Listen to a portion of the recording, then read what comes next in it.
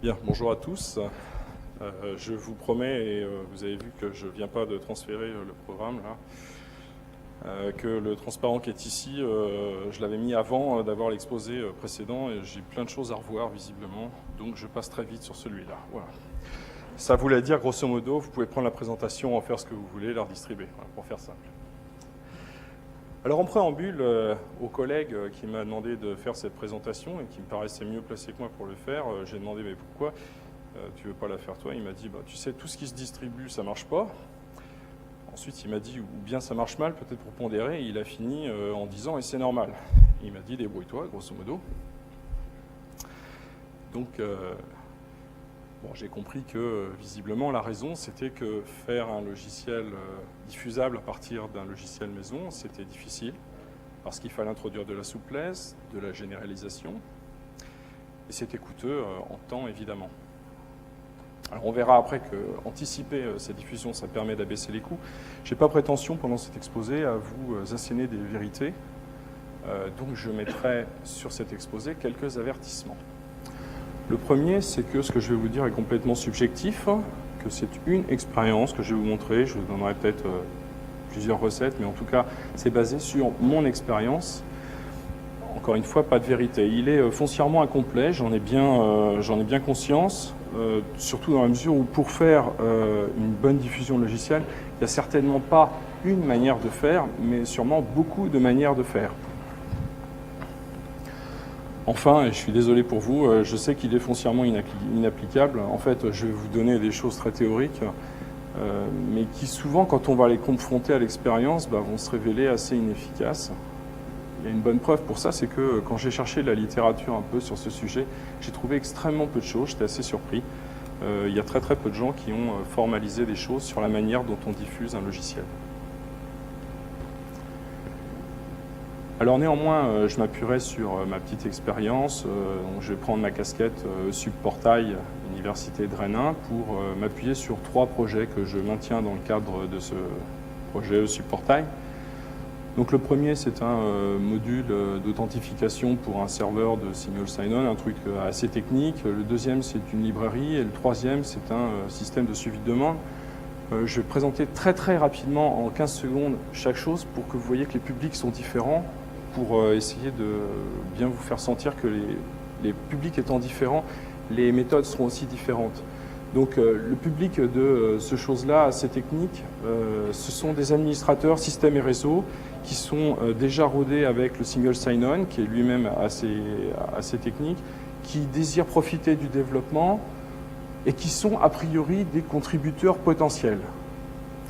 Et puis il y a un deuxième public, c'est des gens qui vont découvrir CAS, qui ont des connaissances très limitées, surtout en termes d'infrastructures de gestion de clés, et qui, eux, vont être peu contributeurs, par contre, gros demandeurs de support.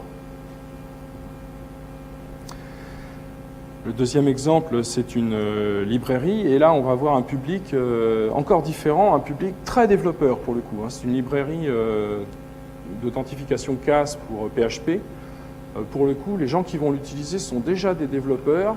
En PHP, qui est le langage de la librairie, c'est des gens qui vont être beaucoup plus contributeurs. Encore que, vu que CAS s'est bien généralisé dans la plupart de nos universités, on a des gens nouveaux qui arrivent dessus et qui demandent pour le coup du support. Enfin, ce dernier projet, donc, est un helpdesk qui s'adresse aux administrateurs système et réseau, mais qui sont très rarement développeurs. Certains ne connaissent rien.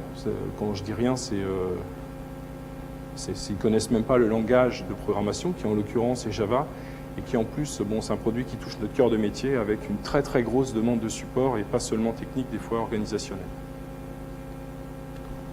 Voilà, donc j'ai fini sur la présentation de ces produits. Je vais en venir maintenant à... Donc, je vais essayer de vous faire partager mon expérience dans le domaine. Bon, d'abord, avant de se demander comment diffuser, on peut se demander pourquoi diffuser. Alors, on a déjà fait référence à plusieurs raisons de diffuser lors de l'exposé précédent.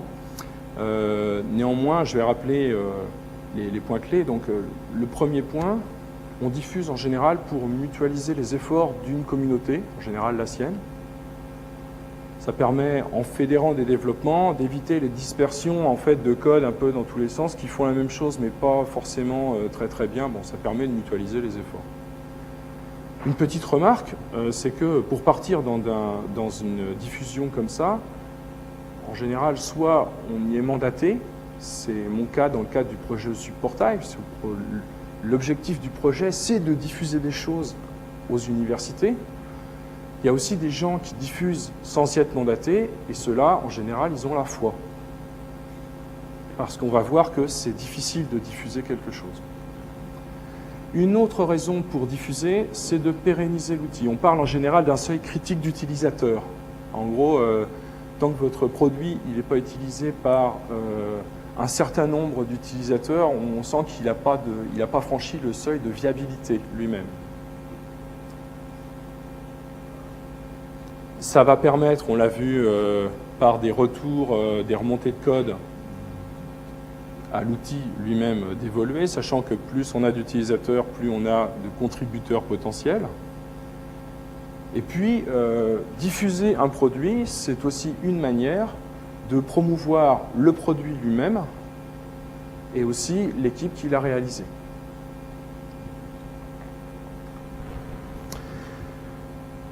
Alors, pour pouvoir avoir ces retours de la communauté, il faut, quand on part de rien, créer sa communauté. Alors, bon, le premier truc, c'est d'abord de la cibler. Cibler sa communauté, c'est se demander sur qui je veux à la fin m'appuyer, et donc sur qui je vais diffuser au début. Ça veut dire cibler la langue. On a des projets qui vont être d'emblée franco-français. On a surtout des projets qui le restent franco-français parce qu'ils n'ont pas été prévus pour une diffusion plus large, notamment en termes de langue de communication.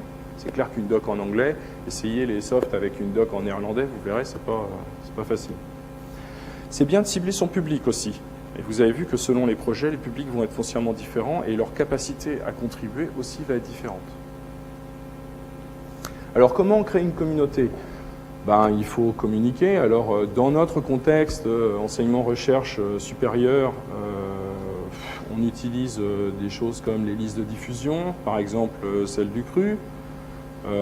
On va publier des articles et on va les présenter dans des conférences. Dans le cadre franco-français, on pense évidemment à GIRES. Si on veut aller au niveau européen, on en a d'autres, Terena, Eunice. Si on veut aller plus loin, on peut penser à des projets comme Internet 2, par exemple. Et puis, pour communiquer, j'ai observé que c'est beaucoup plus facile lorsqu'on s'appuie sur une communauté déjà existante. Une bonne manière de créer une communauté, c'est de faciliter l'accès à l'outil. Alors, deux choses pour ça.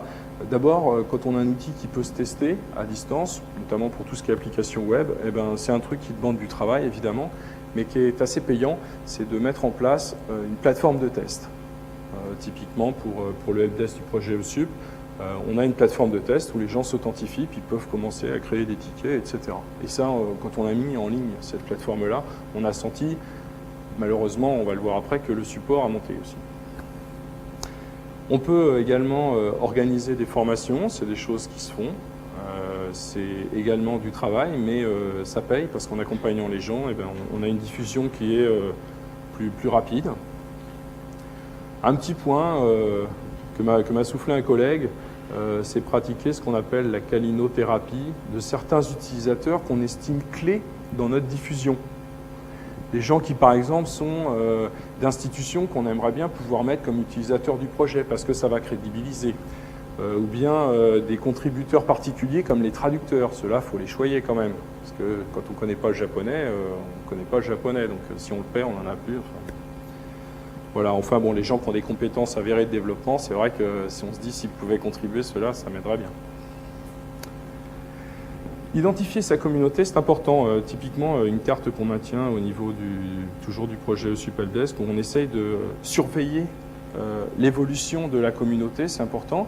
C'est aussi donner confiance à une communauté naissante, de bien montrer qu'ils ne sont pas tout seuls. C'est très bête, mais c'est important. Pour l'identifier, on se base essentiellement sur le support d'abord, les gens qui nous demandent et puis sur les contributions. Quand on a créé la communauté, et même avant qu'elle soit finalisée, cette communauté, il faut l'animer. Alors on pense évidemment aux listes de discussion. Ce que j'ai observé, c'est qu'on a tendance à ne pas assez séparer les flux. Typiquement, pour les projets au moins que je gère, je m'appuie en général sur 5 listes de discussion différentes. Une liste pour les utilisateurs, parfois 2 listes d'utilisateurs, une en français, une en anglais. Donc ça concerne les discussions sur les fonctionnalités, les demandes d'évolution, etc. Une liste séparée pour le support, mais attention, en mettant en place cette liste, vous créez vous-même le support, il ne faut pas se plaindre après qu'il y en ait.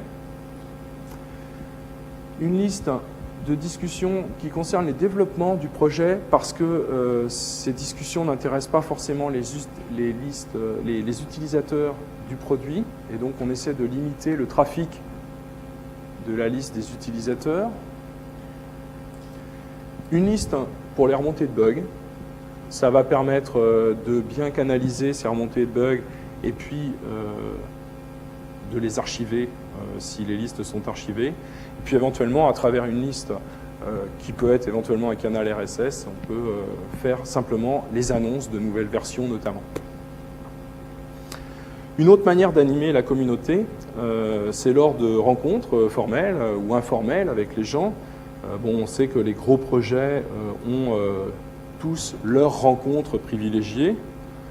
Alors bien sûr, c'est un petit peu plus difficile à organiser et c'est quand même réservé à des projets plus importants, mais ça permet aussi enfin, les contacts qu'on a avec les utilisateurs directement sont en général beaucoup plus riches. Ça, c'est évident. Voilà. Animer une communauté comme ça prend du temps. Je vais dire beaucoup aujourd'hui, ça prend du temps. Donc vous avez vu qu'un des intérêts majeurs de la diffusion des logiciels, c'était d'avoir des contributions, de pouvoir faire évoluer notre code. C'est aussi un des problèmes majeurs de la distribution, c'est qu'on a des contributions. Pour bien comprendre ça, il faut voir que quelque chose qu'on reçoit comme une contribution, c'est toujours plus long à intégrer que si on l'avait développé soi-même. Il faut bien en être convaincu. Recevoir des contributions, ça prend encore du temps. Bon. Il y a aussi, quand on a réussi à créer cette communauté, des contributions qui arrivent alors qu'on n'y est pas préparé. Et il y a un risque auquel je vous invite à réfléchir si vous diffusez, c'est les risques de dérive par rapport à un projet initial. Vous êtes en train de développer, j'ai reçu une contribution sur PHP CAS, la librairie CAS là, pour PHP il n'y a pas très longtemps. C'est la première fois que je l'ai fait sur ce projet-là, je l'ai refusé parce que visiblement c'était une dérive monstrueuse quoi, par rapport au projet initial. Alors, ça invite à se poser la question suivante, quelle contribution intégrer ?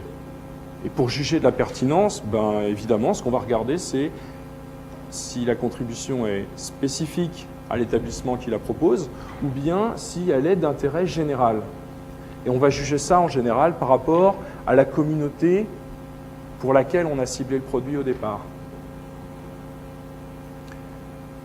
On est vachement content quand même quand on a des contributions, quand on a lancé un projet, quand on a... Ça, c'est pas émouvant, mais c'est... Et en général, on va éviter de refuser les contributions. Pourquoi ? D'abord, pour ne pas vexer les contributeurs. C'est vrai que quelqu'un qui a pris le temps de développer un truc sur ce que vous avez écrit, qu'il a, même si c'est un diff, et puis qu'il vous l'a envoyé, il a fait un truc, donc au moins, il faut lui dire gentiment si on ne peut pas l'intégrer. Et puis, refuser une contribution, c'est prendre le risque aussi d'avoir un développement qui part, une scission avec une branche dissidente. Et puis, c'est prendre le risque pratiquement sur ce contributeur qui ne contribue plus dans l'avenir. Il y a une technique d'intégration des contributions qu'on n'aurait pas forcément envie d'intégrer au produit et qui, je l'ai observé au moins sur le projet Helpdesk, marche relativement bien. C'est de considérer la contribution qu'on vous amène comme une personnalisation de l'outil et faire en sorte que cette personnalisation qui est amené soit une nouvelle fonctionnalité, mais non obligatoire en quelque sorte, et distribuer ce qu'on vous a envoyé comme une personnalisation possible, un exemple de personnalisation. Alors, je vais donner un exemple parce que c'est pas forcément très clair. Donc, dans un helpdesk, vous avez des tickets. Les tickets, il y a un nom de machine qui est rattaché pour savoir sur quelle machine on a un problème. Il y a une université qui m'a dit « J'aimerais bien, quand j'affiche le nom de la machine sur laquelle il y a un problème, en cliquant dessus, que ça arrive sur l'application d'inventaire directement. » On sent que là, on est quand même dans le spécifique, hein. C'est clair. Bon, ben, ça a été une personnalisation rajoutée à l'application, où par défaut, la personnalisation qui est fournie de base, elle ne met pas d'URL, donc il n'y a pas de lien hypertexte. Et puis, ben, les gens ont rajouté ça dessus. Leur contribution est venue comme un exemple. Et d'ailleurs, depuis, j'ai découvert que le besoin, finalement, n'était pas si spécifique.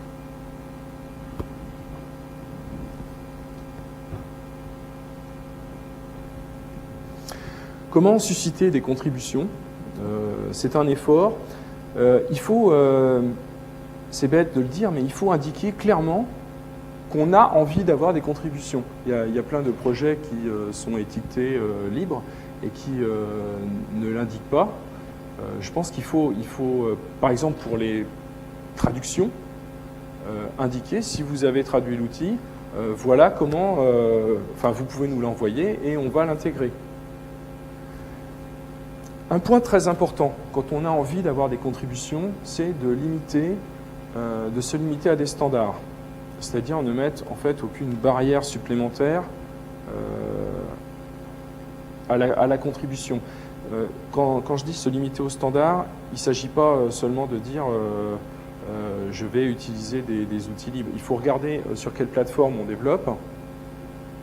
Il faut regarder les librairies qu'on utilise. Mais aussi, et on n'y pense pas toujours, les outils de développement, c'est-à-dire s'appuyer aussi sur des outils libres pour développer, pour que les contributeurs, c'est bête, mais n'aient pas à utiliser tel environnement qu'ils n'ont pas. Et puis, il y a aussi des problématiques de méthode de développement. En général, on s'appuie sur des choses qui sont déjà faites par ailleurs. Un point important pour obtenir des contributions, là aussi, j'ai un peu l'impression de dire des banalités, mais c'est bien montrer que lorsqu'on a des contributions, on les prend en compte. Hein, on a tous probablement une fois rajouté un petit truc sur un logiciel libre, et puis des fois on renvoie à l'auteur en lui disant tiens, j'ai ajouté ça. C'est vrai que quelqu'un qui ne répond pas, on se dit bon, bah, c'est pas grave, je vais continuer à bouiner dans mon coin sur son code, puis je ne vais pas lui envoyer. C'est bien de montrer activement que les contributions, on s'en occupe, on les intègre, ou on les refuse, ça dépend. Et puis comment susciter les contributions? C'est aussi par remerciement simplement, ou par politesse, je ne sais pas comment on peut dire, promouvoir les contributeurs, à la fois dans le changelog de l'application, dire que cette partie-là a été rajoutée par telle personne, de tel établissement, parce qu'on parlait de valorisation tout à l'heure, mais on est en plein dedans, et puis éventuellement faire une petite page dédiée où on voit au moins la liste des contributeurs.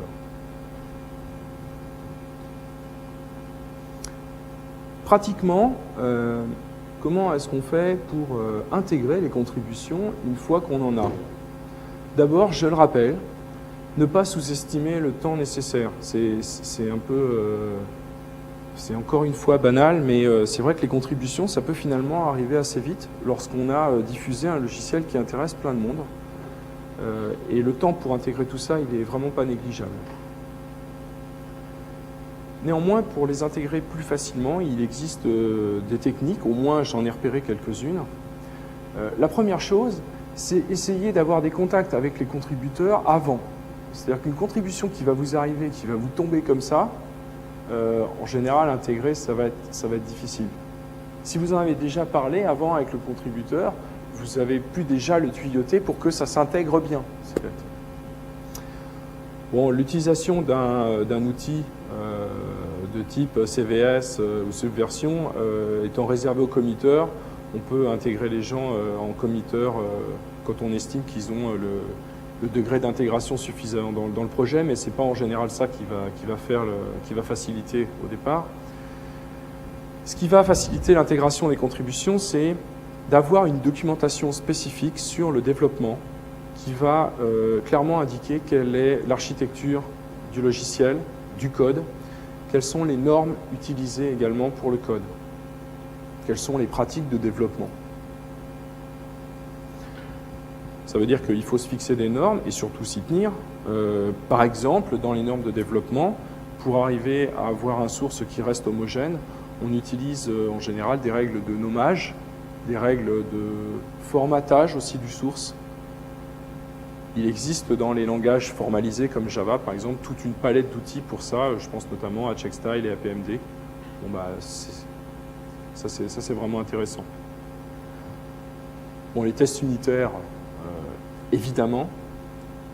Et puis, dernier point, pour faciliter l'intégration, c'est ne pas hésiter à faire participer les contributeurs eux-mêmes à la validation de leur contribution, parce que des fois ils ont intégré quelque chose, ils ont rajouté quelque chose, mais vous aussi vous avez rajouté quelque chose, d'autres ont rajouté, et puis quand vous mettez tout ça ensemble, il faut revalider l'ensemble. Les tests unitaires sont en général pas suffisants, et donc il ne faut pas hésiter à demander aux contributeurs eux-mêmes de valider leurs modifications.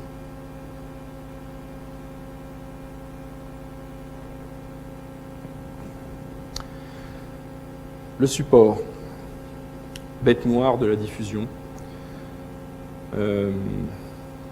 Les sollicitations en termes de support sont nombreuses, diverses. D'abord, on pense immédiatement aux rapports d'anomalie, les bug reports. Ce n'est pas en fait ce qu'il y a de plus. On a des demandes de fonctionnalités, mais bon, les plus gros problèmes, enfin ceux qui remontent en le plus grand nombre, ce sont les problèmes d'installation et de configuration. Vous pouvez écrire le manuel que vous voulez pour installer, de toute façon, il y en a qui ne vont pas le lire. Qui vont commencer par, mais bon, on est tous comme ça. À noter quelque chose, c'est que le support n'est pas forcément que technique. Donc, dans le cadre d'un objet qui touche au cœur de métier des gens comme le helpdesk, le support est à moitié technique, mais aussi à moitié organisationnel, sur la manière de s'y prendre pour mettre l'outil, etc. Bon, ça reste néanmoins le principal frein à la diffusion. J'ai d'autres projets sous la main que j'ai surtout pas envie de diffuser maintenant parce que je sais que si je les diffuse, je vais pas arriver à fournir. C'est aussi bête que ça. On reviendra après sur les problèmes de qu'est-ce qu'on peut attendre du support quand on diffuse. Bon, mais le support, c'est aussi un mal pour un bien parce qu'on peut capitaliser sur le support, donc faire que le produit s'améliore. Alors, comment est-ce qu'on peut appréhender et surtout anticiper le support? Alors d'abord, être clair sur la prestation offerte, je pense que c'est vraiment important.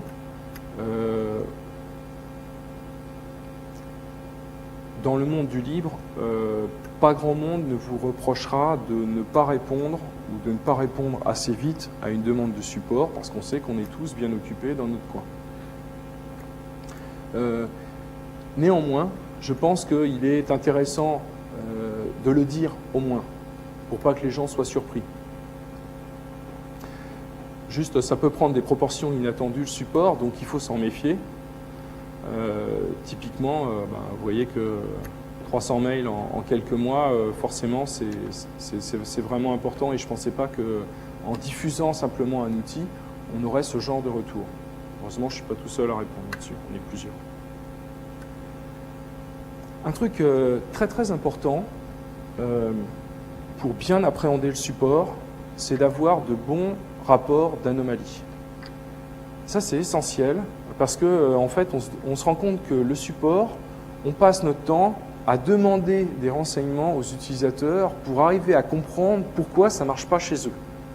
Alors, anticiper le support, ça peut être faire en sorte de connaître tous ces trucs-là dès le début. Éventuellement, on peut même faire en sorte que l'utilisateur puisse configurer l'outil pour que les rapports d'anomalie remontent automatiquement vers une liste de bugs, par exemple. Alors, c'est quoi un bon rapport d'anomalie? C'est en général quelque chose d'assez volumineux, mais plus il y a d'informations, plus on va pouvoir déduire de choses sur ce qui s'est passé. Je vais détailler un petit peu ce rapport. Première partie, on va connaître tout le contexte de l'application. On va savoir d'abord de quelle application il s'agit, quelle version, très important évidemment.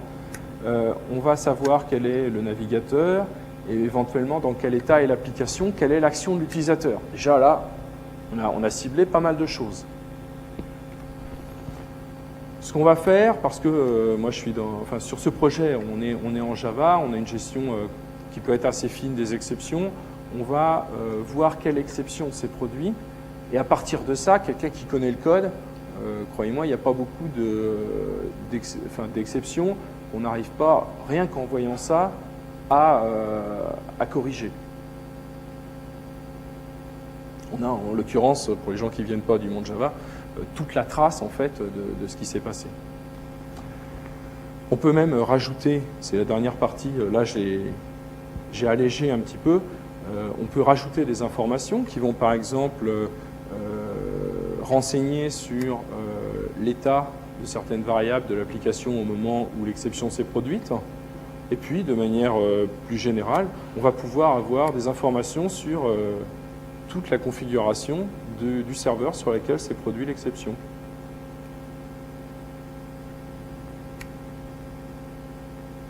Ça, c'est vraiment très, très important.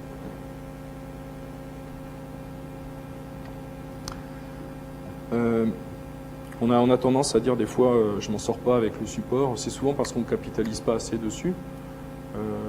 D'abord, le support peut se capitaliser en amont, j'allais dire. Dans la documentation du produit, il faut qu'il y ait du support. En général, on le fait tous sous des formes diverses qui sont d'avoir des documentations assez étendues avec un manuel de référence, avec un manuel de l'administrateur, un manuel de l'utilisateur, avec des choses plus spécifiques par rapport au support qui peuvent être soit une FAQ, soit le troubleshooting page ou des choses comme ça. Vous voyez. Capitaliser sur le support, ça peut être aussi utiliser des listes de discussion archivées. En l'occurrence, pour les projets de supportail, on s'appuie sur le serveur Sympa pour archiver tout ce qui se passe et pour inviter les utilisateurs, lorsqu'ils ont un problème, à aller chercher eux-mêmes dans les archives. Et puis mieux, puisqu'on est sur un projet de helpdesk, on peut aussi utiliser un système de suivi de demande, un helpdesk ou des outils comme GeForce, présenté ce matin, les bug trackers, il y en a un qui est très en vogue dans le monde Java qui s'appelle Jira par exemple. Voilà, ça c'est vraiment un point clé, c'est attention à ne pas se faire bouffer sur le support, et pour ne pas se faire bouffer par le support, il faut l'anticiper pour bien l'appréhender.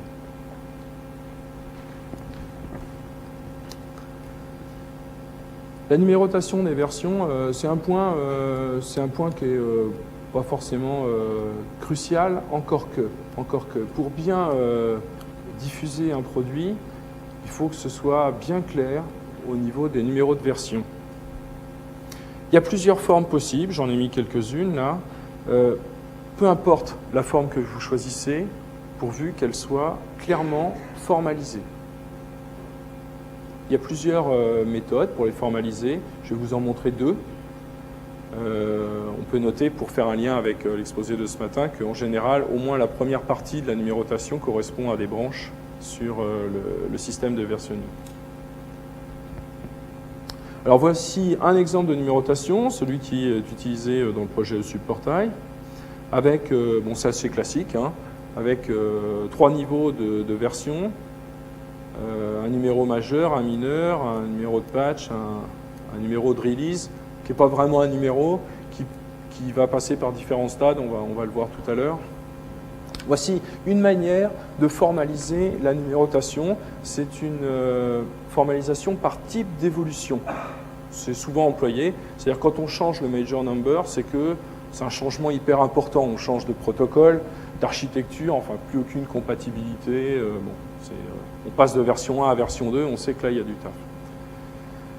Version numéro mineur, c'est un changement important néanmoins, comme l'ajout ou le retrait de fonctionnalités. Et éventuellement, il faut le préciser, quand on formalise notre numérotation, ça peut correspondre à des incompatibilités possibles entre les différents acteurs du système. Entre un serveur, une base de données, dans une application client-serveur, entre le client et le serveur, etc. Un troisième niveau qui correspond en général au niveau de patch pour les changements mineurs ou éventuellement des corrections de bugs, des améliorations mineures de l'interface, des choses comme ça. En général, ce qu'on met comme formalisation, c'est que la compatibilité est assurée si les numéros de version sont les mêmes pour le mineur et le majeur.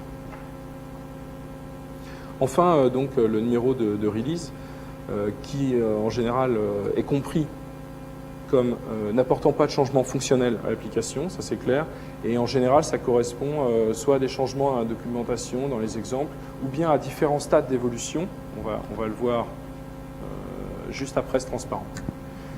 Un autre type par exemple de numérotation, et c'est le type sur lequel je m'appuie personnellement, c'est une numérotation par type de mise à jour. On va voir après que la problématique de la mise à jour est vraiment à prendre en compte lors de la diffusion. Et en fait, avec ce système, vous indiquez clairement à vos utilisateurs ce qu'ils n'ont pas à faire pour mettre à jour rien qu'avec les numéros de version. Alors typiquement, si le numéro majeur change, alors pour eux, ça veut dire attention. S'il y a des données, par exemple, il faudra qu'elles soient migrées manuellement ou de manière semi-automatique. Enfin, il y a vraiment quelque chose à faire sur les données.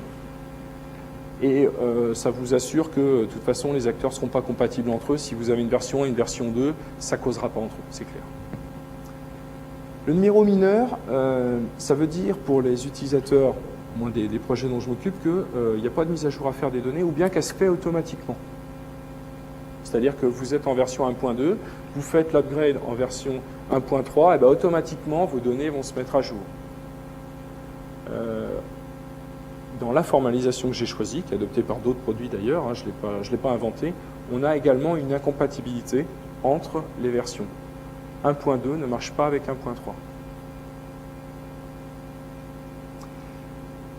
Enfin, le dernier numéro veut dire, dans la formalisation, toujours qu'il n'y a pas eu vraiment de mise à jour, que c'est un changement dans la documentation, dans les exemples, sauf dans les phases de mise au point. Dans les phases de mise au point, on va passer par différents stades qui sont alpha, en général, entre ceux qui codent, bêta, où on étend un petit peu la communauté en leur disant si vous pouvez me tester ça, ça va s'étendre aux contributeurs. On va passer à des release candidates pour ceux que j'appelle les sympathisants et qui vont tester quelque chose d'un petit peu plus... voilà, puis quand c'est en prod sur assez de sites, on en fait une version finale auquel on va par la suite ajouter des corrections, des patchs. Alors, évidemment, ce modèle des phases de mise au point est en général trop lourd pour nos développements à nous. Pour les évolutions majeures, en général, on s'y tient parce que quand on a une évolution majeure, il vaut mieux passer par trop de phases de mise au point que par pas assez. Pour les mises à jour, on va dire, normales, on passe en général par des release candidates et ça suffit.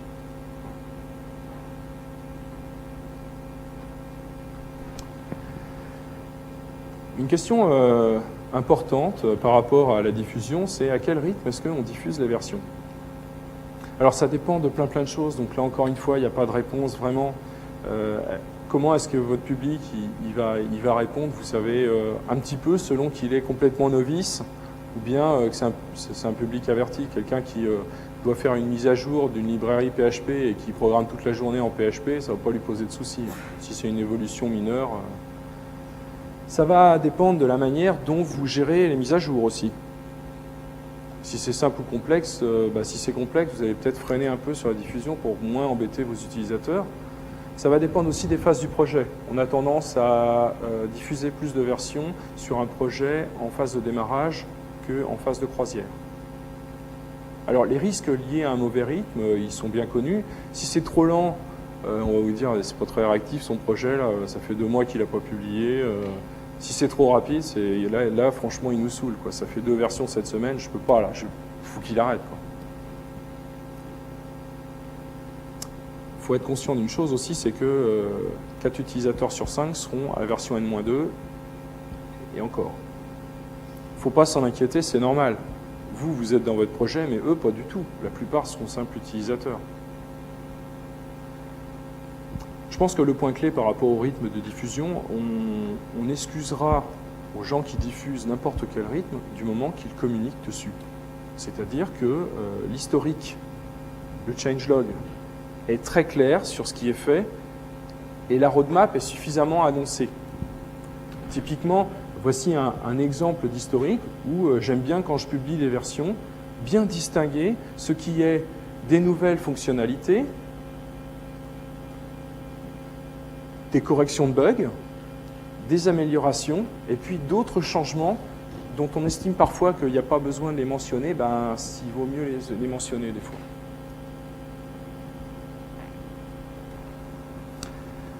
Ce qu'on observe et que j'ai tendance à recommander, c'est faire en sorte qu'un produit puisse évoluer en quelque sorte à la carte. Alors Florent en a parlé un petit peu ce matin de la nécessité parfois de faire vivre plusieurs branches d'un produit. Alors typiquement ici on a une version, on est en 1.8 là avec un niveau de patch à 16 déjà. On peut commencer une version 2.0 alors que la version 1.8 continue. Et éventuellement partir sur une version 2.1. Il ne faut pas oublier d'arrêter les branches à un moment. Ça fait partie de la roadmap, il faut l'annoncer clairement. Il faut l'annoncer avant que ça s'arrête en général, c'est plus correct vis-à-vis des utilisateurs. Ça leur permet aussi, eux, de planifier leur migration. Pratiquement, il faut faire gaffe à ne pas multiplier les branches parce qu'en général, les branches servent à ce qu'on applique les patchs sur les bugs antérieurs qu'on a trouvés. Et donc, si vous maintenez 3 branches, il y a de grandes chances que la majorité des bugs, au moins ceux qui n'ont pas été introduits par des versions nouvelles, vous ayez à les appliquer sur plusieurs branches. Donc ça, il faut faire, faut y faire attention. Pratiquement, c'est très important ça, parce que ça va permettre à vos utilisateurs de pouvoir intégrer les corrections sans pour autant évoluer en fonctionnalité.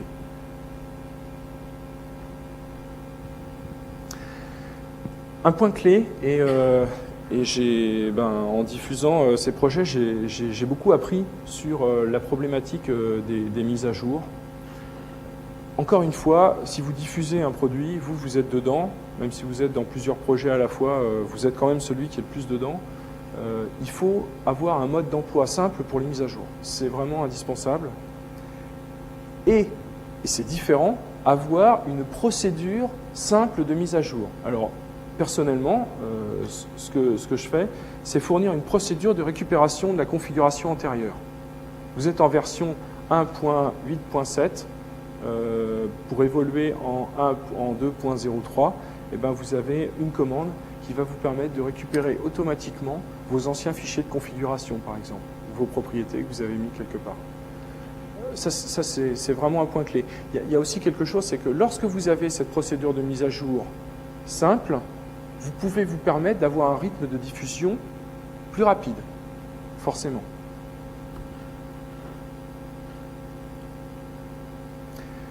Quelque chose qui est important aussi par rapport aux mises à jour, c'est régler une fois pour toutes, dans la conception même, des fois dans l'architecture de votre appli, le problème des versions concurrentes. On le retrouve notamment on parle beaucoup de portail dans les universités.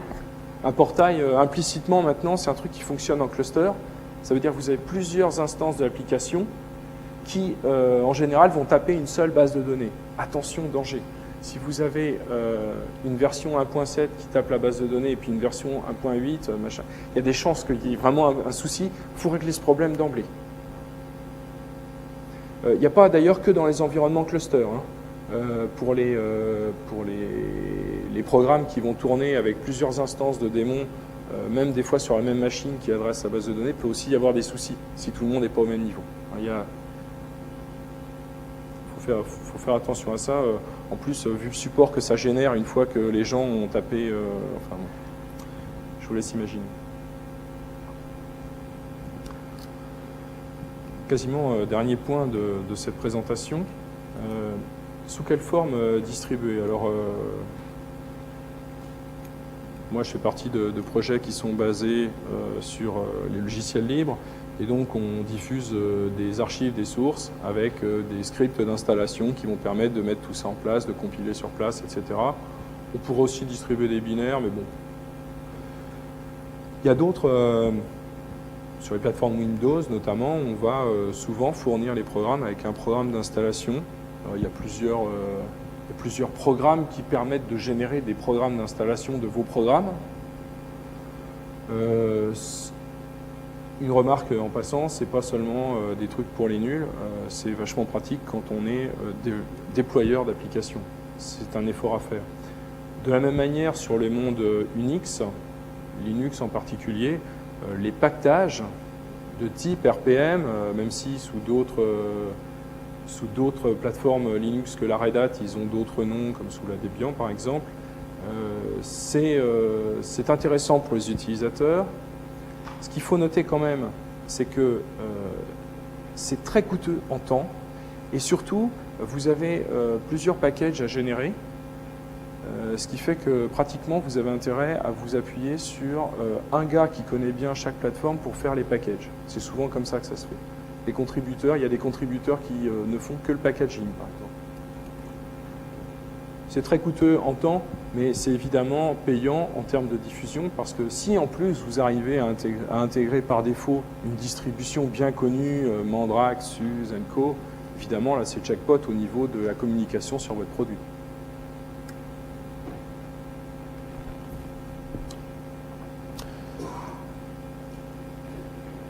Pour finir, développer un logiciel, c'est pas mal de choses. C'est être plus rigoureux dans le développement. Pour une raison très bête, hein, c'est que si vous développez un petit truc pour vous, ou pour les gens qui sont à 20 mètres de votre bureau, ou même à 1 km sur les grands campus, vous serez forcément moins rigoureux, ne serait-ce que par orgueil, que si vous diffusez le truc. Si quelqu'un va regarder les sources et vous dire « celui-là il code », ça implique de soigner plus la documentation, forcément. Et c'est pas seulement pour le fun d'avoir une belle documentation, c'est que ça va abaisser le support d'avoir une bonne documentation. Alors, évidemment, diffuser un logiciel, c'est communiquer davantage. Ben oui, il faut des fois, quand on veut que ça se diffuse, aller prendre son bâton de pèlerin et aller montrer des choses là où on perd du temps sur d'autres aspects du projet, effectivement.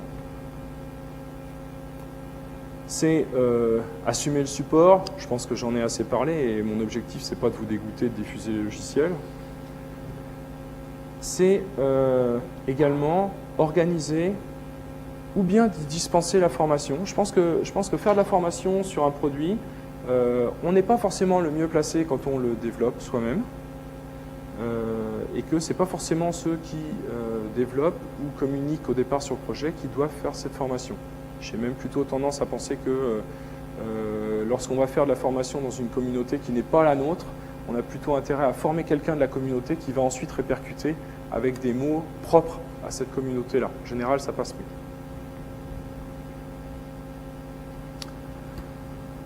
Enfin, diffuser un logiciel, c'est multiplier le temps passé sur le logiciel. Ça, c'est très clair. Diffuser un logiciel à moyenne ou à grande échelle, c'est y passer beaucoup, beaucoup plus de temps. Et il ne s'agit pas d'une addition, mais bien d'une multiplication.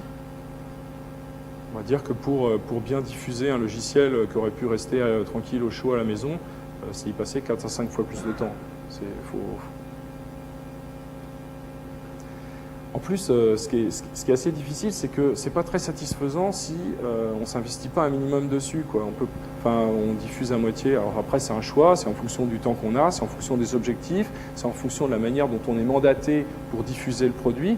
Mais en tout cas, ce qui est clair, c'est que c'est beaucoup plus satisfaisant si vous y mettez vraiment le temps. Communiquer, ça prend du temps. Écrire des publications, ça prend du temps. En plus, quand c'est pas dans votre langue. Faire de la formation, mettre au point les supports, former les gens, ça prend du temps. Bon, je vous invite à réfléchir sur le fait que c'est difficile à assumer si on n'y est pas mandaté. On peut penser ne serait-ce qu'au modèle économique du livre. Je ne vais pas revenir dessus et je ne suis pas forcément le mieux placé pour ça. J'aimerais quand même finir sur une note très positive, c'est que diffuser un logiciel, c'est aussi rencontrer des collègues. Je n'ai jamais rencontré autant de collègues que depuis que je suis dans le projet SupportTech, par exemple. Parce qu'on diffuse des choses, parce qu'on a beaucoup de contacts avec les gens, et c'est clair que de ce point de vue, c'est quand même très satisfaisant. Voilà, pour resituer cet exposé, je vous rappelle qu'il s'agit de mon expérience, qu'il ne s'agit pas de vérité, et que des gens qui diffusent des logiciels ont sûrement d'autres choses à faire. pourquoi ce qui suit, il y a des questions, mais il y a aussi peut-être des réponses que vous avez et que je n'ai pas personnellement. Voilà, je vous remercie.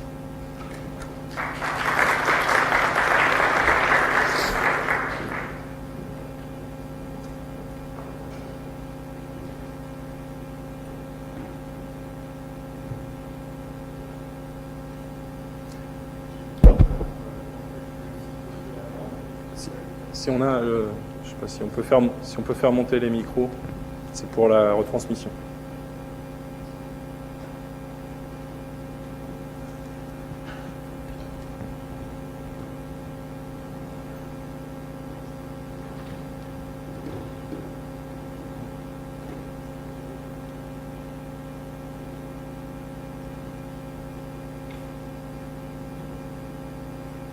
Je vais répéter la question si ça marche pas.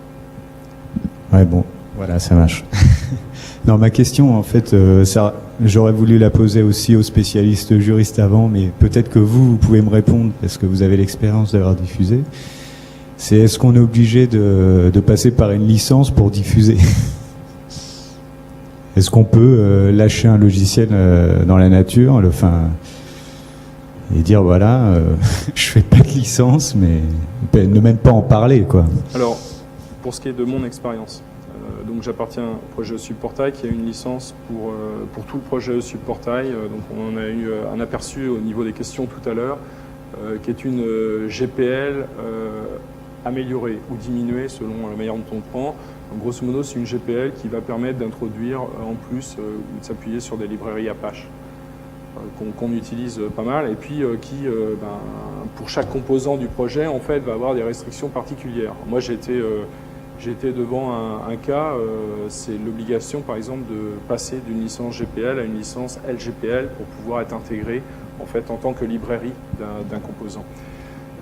Est-ce qu'on doit le faire?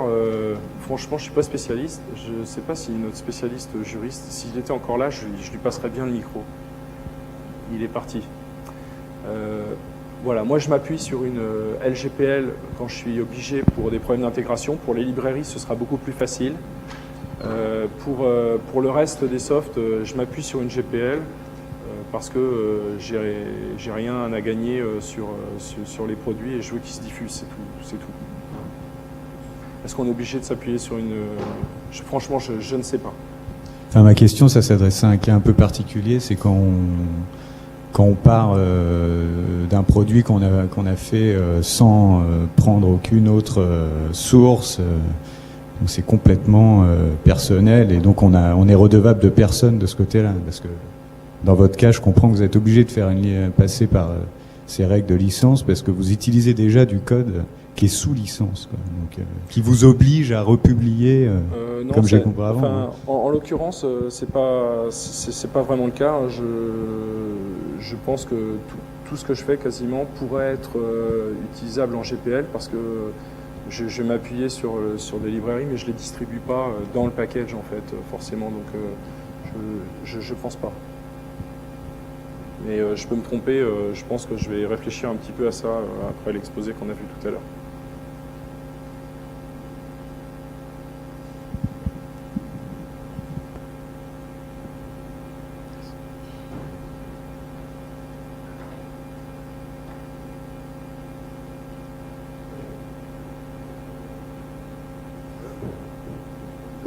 Ah, c'est bon, ça marche là. Bon, bah alors Fabrice de l'université Panthéon-Sorbonne alors. Alors moi c'est plus une constatation qu'une question en fait, hein, parce que bon c'est vrai que j'ai remarqué que bon ça fait quelques années que je travaille dans l'informatique et tout. Et c'est bon, ok. Et donc j'ai remarqué que bon grâce à... C'est juste si tu peux parler un petit peu moins fort. Ouais d'accord. Donc grâce au projet en fait issu Portail, bon aussi à tes projets et tout, et puis au projet du CRU en fait, qui sont des logiciels libres.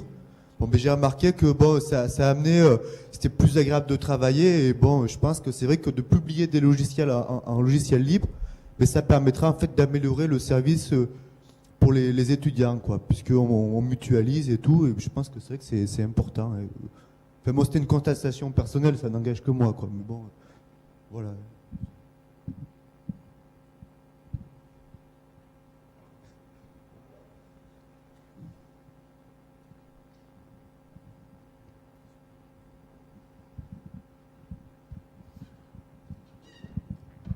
Oui, une petite remarque par rapport à la question précédente sur est-ce qu'on peut publier sans licence. Si on a écouté ce que nous a dit le juriste tout à l'heure, on peut publier, mais comme il n'y a pas de licence, il nous a dit que tout ce qui n'était pas inscrit dans la licence était interdit. À mon avis, si on publie sans licence, on autorise les utilisateurs à ne faire rien et donc à ne même pas utiliser le logiciel. S'ils utilisent le logiciel, ils prennent le risque que tu leur dises vous l'avez utilisé et je ne vous en avais pas donné le droit. À mon avis, c'est ça. Il faut au moins que tu donnes le droit d'utilisation.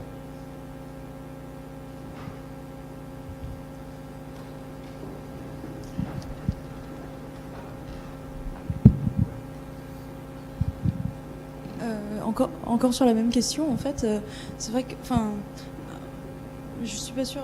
Moi, il m'est déjà arrivé de trouver un logiciel. C'était un éditeur JavaScript, qui était sans licence et où la personne expliquait sur son site qu'elle voulait pas mettre de licence, qu'elle trouvait que les licences libres, finalement, non. Elle préférait donner son code pour que qui veut en fasse ce qu'il en veut réellement. Et du coup, alors, est-ce que ça rentre dans un cadre juridique? Niveau juridique, je sais pas. En tout cas, il y a des gens qui l'ont fait ou qui le font. De distribuer sans licence pour que chacun soit 100% libre de faire ce qu'il en veut. Alors, en l'occurrence, peut-être pour finir de répondre sur ce point, c'est quand même une volonté délibérée du projet ESUP de partir au départ sur une licence dont on a vu qu'elle était englobante. On va parler de virus, je préfère parler de licence englobante, dans le sens où quand on part sur du GPL, grosso modo, tout ce qui est autour, ça ressemblera pas mal à du GPL. Et ça, c'est quand même une volonté du projet au départ, puisque le projet, il a pour vocation justement de distribuer au plus grand nombre et que ça contribue, etc. Donc il y a quand même cette volonté au départ de partir sur cette licence.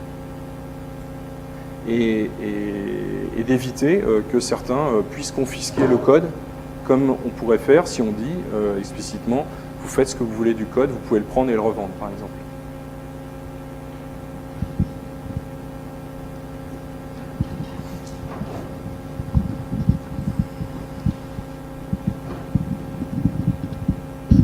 Avec toutes les bonnes recettes que tu as données pour diffuser du logiciel, tu as beaucoup parlé du problème du support. Donc, le support, ça peut être effectivement très décourageant, avec notamment le sentiment en tant que développeur qu'il n'y a que des problèmes avec son logiciel.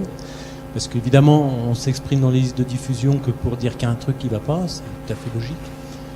Il y a un point que tu n'as pas abordé, je ne sais pas très bien traité d'ailleurs, mais je trouvais que c'est intéressant quand on a fait du logiciel libre, à laisser la place à des entreprises pour qu'elles prennent en charge l'intégration et le support à certains utilisateurs, notamment si le logiciel qu'on diffuse sort de la communauté universitaire pour laquelle on travaille.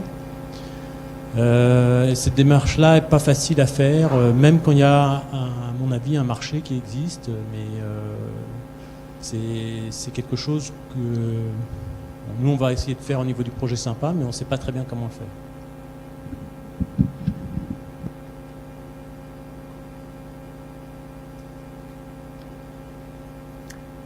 Est-ce qu'il y a d'autres questions, remarques, éventuellement, ajouts? N'hésitez pas.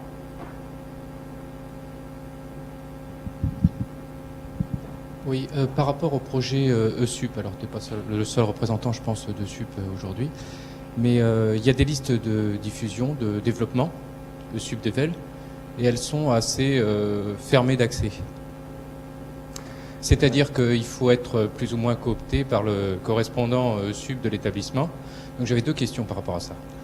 Est-ce que c'est une volonté délibérée? Est-ce qu'il y a un problème justement de licence ou de contrat quelque part qu'on ne connaît pas? Et deuxièmement, est-ce que les projets SUP n'avanceraient pas plus vite si ces listes étaient plus ouvertes? Bon, j'ai évité de passer trop de temps sur le projet SUP Portal, parce que je voudrais faire quelque chose qui soit... je vais renvoyer en plus sur les ESUP Days qui ont lieu de mémoire les 22 et 23 juin et qui donc vont réunir toute la communauté SUP sur le sujet. Et on abordera notamment cette problématique-là. Pour la replacer dans un contexte plus large, c'est une question de politique, tout ça, de savoir comment est-ce qu'on fait pour intégrer de nouveaux membres dans une communauté. Qu'est-ce qu'il y a derrière l'image de marque des participants au projet, le fait qu'on se sent parfois lié par un contrat, même s'il n'est pas écrit en termes de support, et qu'intégrer des gens dans une communauté, ça veut dire que ces gens-là n'ont peut-être pas forcément le même niveau d'exigence sur le support, et donc on risque d'avoir un niveau global qui va s'abaisser, ce qui n'est pas forcément le cas encore une fois. Je pense que, et bon, pour répondre à ta question sur le problème du projet de supportage, je pense qu'on est en train de changer à ce niveau-là. On sent bien qu'on est arrivé à une phase, on va dire, délicate, où on a vraiment besoin de s'ouvrir en termes de contribution, en termes d'élargissement de la communauté. Et donc, en particulier pour cette liste Subdevel dont tu parles, elle va s'ouvrir très très prochainement, j'espère beaucoup plus largement qu'elle ne l'est aujourd'hui. Et que la cooptation, je te renvoie aux The Sub Days qui auront lieu les 22 et 23 juin, si tu veux bien.